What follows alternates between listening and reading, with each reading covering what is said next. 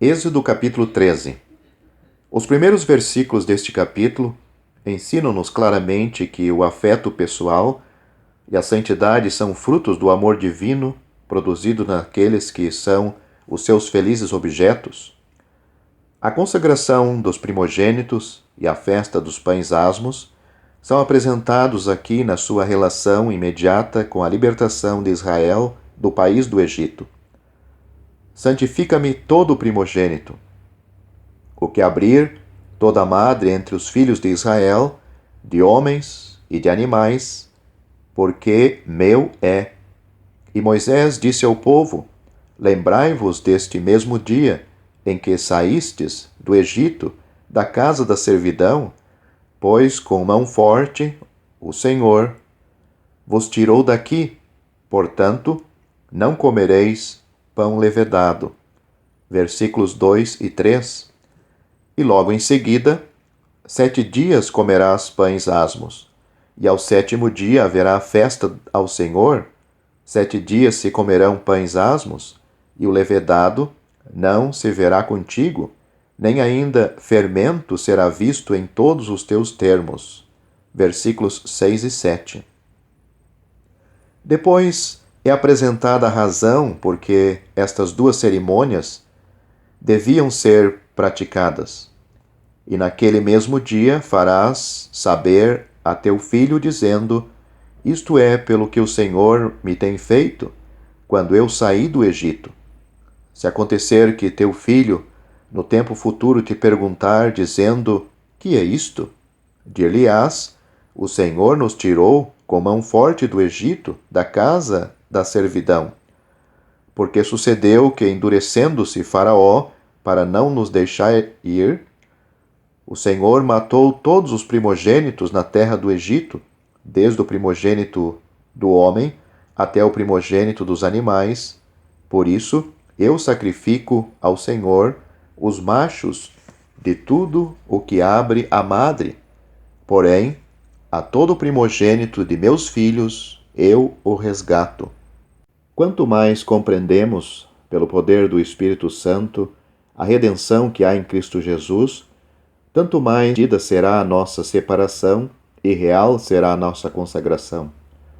O esforço para alcançar uma ou outra destas coisas, antes que a redenção seja conhecida, é o trabalho mais inútil que pode dar-se. Todo o nosso deve ser feito pelo que o Senhor tem feito, e não para obter coisa. Para ser a vida e a paz, provam que ainda somos estranhos ao sangue, ao que os frutos de uma redenção experimentada são para louvor da que nos redimiu, porque pela graça sois salvos, por meio. E isso não vem de vós, é dom de Deus. Não vem das obras para que ninguém se glorie, porque somos feitura sua, criados em Cristo Jesus para as boas obras, as quais Deus preparou para andássemos nelas. Efésios capítulo 2, versículos 8 a 10. Deus preparou-nos um caminho de boas obras, que andássemos nelas, e por meio da sua graça, preparou-nos para andarmos nesse caminho. É somente como salvos que podemos andar num tal caminho. Fosse de outra maneira, poderia gloriar, mas visto que nós somos tanto obra de Deus como o caminho, andamos. O verdadeiro cristianismo não é a da vida de Cristo em um dos desertos de Deus, de graça soberana, e todas as nossas desta implantação de nova vida não são conforme as quais a nossa consciência deve ser purificada do mesmo modo as más obras, conforme Hebreus versículo 14. A expressão obras mortas inclui todas as obras que os homens fazem com o fim de obter a vida. Se alguém busca a vida, é evidente que ainda não a tem. É possível que tenha a buscar, mas a sua própria sinceridade forma evidente o fato que, por enquanto, ainda não a alcançou. Assim, pois, todo o esforço feito com o fim de obter vida é obra morta, tanto mais feita sem a vida de Cristo, a única vida verdadeira, e a única fonte de onde pode emanar as boas obras. E note-se que não é uma questão de obras más, Ninguém pensaria em obter a vida por tais meios, não. Pelo contrário, se há como as pessoas recorrem constantemente às mortas, a fim de aliviarem a sua consciência sobre a sensação das obras más, ao passo que a revelação divina nos ensina que a consciência necessita purificada tanto de us como da tua justiça. Nossas justiças são como o trapo da imundícia. Isaías capítulo 64, versículo 6. Não é dito aqui apenas que todas as nossas iniquidades são como o trapo da imundícia. Quem ousaria dizer o contrário? Porém, o fato é que os melhores frutos que podemos produzir sob a forma de piedade e da justiça são representados nas páginas da verdade eterna como obras mortas e trapo da imundícia. Os mesmos esforços que fazemos para conseguir a vida provam que estamos mortos, e os nossos esforços para alcançarmos a justiça provam apenas que estamos vestidos com trapos de imundícia.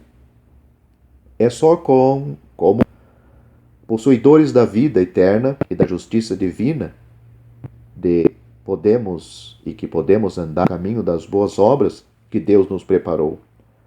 As obras mortas e os trapos podem ser permitidos nesse caminho. Ninguém senão o Senhor, conforme Isaías 51, versículo 11, pode passar por ele. Era na qualidade de povo remido que Israel guardava a festa dos pães asmos e santificava os primogênitos ao Senhor. Já consideramos a primeira das ordenanças. Quanto a esta última, é rica em instruções. O anjo destruidor passou pela terra do Egito para destruir todos os primogênitos. Porém, os primogênitos de Israel escaparam por meio da morte de um substituto enviado por Deus.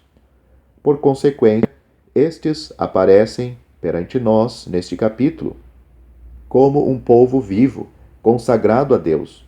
Salvos por meio do sangue do Cordeiro, eles têm o privilégio de consagrar as suas vidas àquele que as redimiu. Assim, eram como redimidos que possuíam vida. Foi somente a graça de Deus que fez com que houvesse diferença e favor deles, e dera-lhes o lugar de homens vivos na sua presença. No seu caso, certamente lugar para jactância, porque quanto aos seus méritos ou dignidade pessoal, aprendemos neste capítulo que foram postos ao mesmo nível das coisas impuras e inúteis. Lemos, porém, tudo o que abrir a madre da jumenta, resgatarás com o cordeiro, e, se o não resgatares, cortar-lhe-ás a cabeça, mas todo o primogênito do homem entre teus filhos resgatarás. Versículo 13. Havia duas classes de animais, a saber, os limpos e os imundos, e com os últimos. O cordeiro tinha de responder pelos imundos, e se o jumento não fosse resgatado, a sua cabeça tinha que ser cortada, de forma que o homem não redimido era posto ao mesmo nível do animal imundo, e isto também numa condição que não podia ser mais insignificante e obscura. Que quadro humilhante do homem na sua condição natural! Oh, se os nossos pobres e orgulhosos pudessem compreender melhor esta verdade, então regozijar-nos-íamos sinceramente com o privilégio glorioso de sermos lavados da nossa culpa no sangue do Cordeiro de Deus e de termos deixado para sempre a nossa vileza pessoal na sepultura, onde foi posto o nosso substituto. Cristo era o Cordeiro limpo, sem mácula. Nós éramos imundos, mas, adorado seja para todo sempre o seu nome incomparável, ele tomou o nosso lugar e foi feito pecado na cruz, e dado como tal, aquilo que nós devíamos sofrer por todos os séculos incontáveis da eternidade, sofreu ele por nós na cruz. Ali e então, ele sofreu tudo o que nós merecíamos, para que nós pudéssemos sempre aquilo que lhe é devido. Ele recebeu o que nós merecíamos para que nós pudéssemos receber os seus méritos. Aquele que era puro tomou por um pouco de tempo o lugar dos imundos, a fim de que os imundos pudessem tomar para todo sempre o lugar dos puros. Assim, embora, enquanto a natureza sejamos representados pela figura repugnante de um jumento com a cabeça partida, pela graça somos representados por um Cristo ressuscitado e glorificado no céu. Que contraste maravilhoso! Deita por terra a glória do homem e glorifica as riquezas do amor de redenção. Reduz ao silêncio a jactância vazia do homem e põe na sua boca um cântico de louvor a Deus e ao Cordeiro, que ressoará nas cortes do céu através dos séculos eternos. É interessante notarmos que, por natureza, temos o grau de um animal imundo. Pela graça, estamos ligados com Cristo, o Cordeiro Imaculado. Não pode haver mais baixo que o lugar que nos pertence por natureza, e nada mais elevado que o lugar que nos pertence por graça. Pensai, por exemplo, num jumento com a cabeça decepada. Eis o que vale um homem sem Deus. Pensai no precioso sangue de Cristo. Eis o que vale um homem redimido. Para vós, os que credes, é precioso, disse o apóstolo Pedro em sua primeira carta, no capítulo 2, versículo 7. Quer dizer, todos quantos são lavados no sangue participam da preciosidade de Cristo. Assim como ele é a pedra viva, eles são pedras vivas, do mesmo modo que ele é a pedra preciosa, eles são pedras preciosas. Os remidos recebem vida e dignidade dele e nele. São como ele é. Cada pedra do edifício é preciosa, porque é comprada nada menos, nada mais que o sangue do Cordeiro. Deus permita que o seu povo conheça melhor o seu lugar e os seus privilégios em Cristo. É forçoso recordar aqui as palavras do apóstolo Paulo aos Romanos. Ele diz: ora, se já morremos com Cristo, cremos que também com ele viveremos, sabendo que, havendo Cristo ressuscitado dos mortos, já não morre, a morte não mais terá domínio sobre ele. Pois, quanto ao ter morrido, de uma vez morreu para o pecado, mas, quanto a viver, vive para Deus. Assim também vós considerai-vos mortos para o pecado, mas vivos para Deus em Cristo Jesus, nosso Senhor. Não reine, portanto, o pecado em vosso corpo mortal, para lhe obedecerdes em suas concupiscências, nem tampouco apresenteis os vossos membros ao pecado por instrumento de iniquidade, mas apresentai-vos a Deus como vivo dentre os mortos, e os vossos membros a Deus como instrumentos de justiça. Porque o pecado não terá domínio sobre vós, pois não estáis debaixo da lei, mas debaixo da graça. Romanos capítulo 6, versículos 8 a 14. Não só estamos resgatados do poder da morte e da sepultura, mas unidos àquele que nos resgatou pelo preço enormíssimo da sua própria vida, para que pudéssemos, na energia do Espírito Santo, consagrar a nossa vida, com todas as suas faculdades, ao seu serviço, de forma a que o seu nome precioso seja glorificado em nós, segundo a vontade de Deus, nosso Pai. Os últimos versículos deste capítulo dão-nos um exemplo formoso e tocante do cuidado terno do Senhor pelas necessidades do seu povo, pois ele conhece a nossa estrutura. Lembra-se de que somos pó? Salmo capítulo 103, versículo 14. Quando redimiu Israel e os pôs em relação com ele, o Senhor, na sua graça insondável e infinita, tomou a seu cargo todas as suas necessidades e fraquezas. Pouco importava o que eles eram ou que necessitavam, visto que aquele que se chama Eu Sou, estava com eles em toda a riqueza inexorável desse nome. Estava com eles para os conduzir do Egito à terra de Canaã, e aqui vemo-lo escolher o melhor caminho para eles. E aconteceu que, quando Faraó deixou ir o povo, Deus não os levou pelo caminho da terra dos filisteus, que estava mais perto, porque Deus disse, para que porventura o povo não se arrependa, vendo a guerra, e torne ao Egito.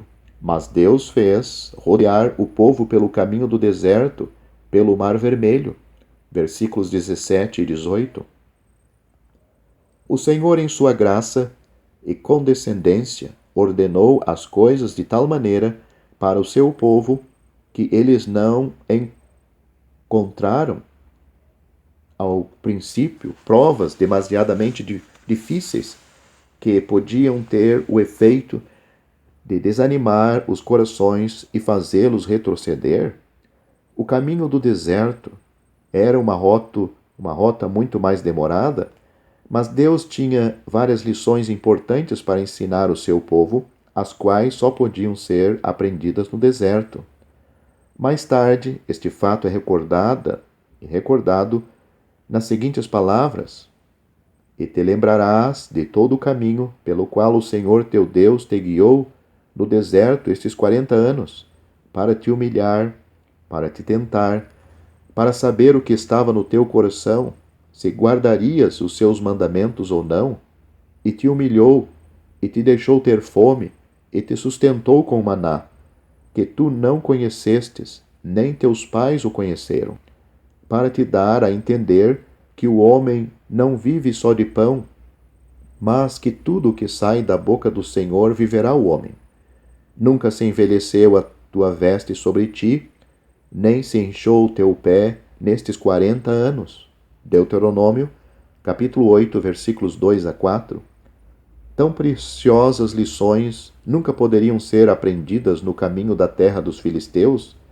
Nesse caminho, eles podiam ter aprendido o que era a guerra, logo no princípio da sua carreira, porém, no caminho do deserto, aprenderam o que era a carne, com toda a sua perversidade, sua incredulidade e rebelião.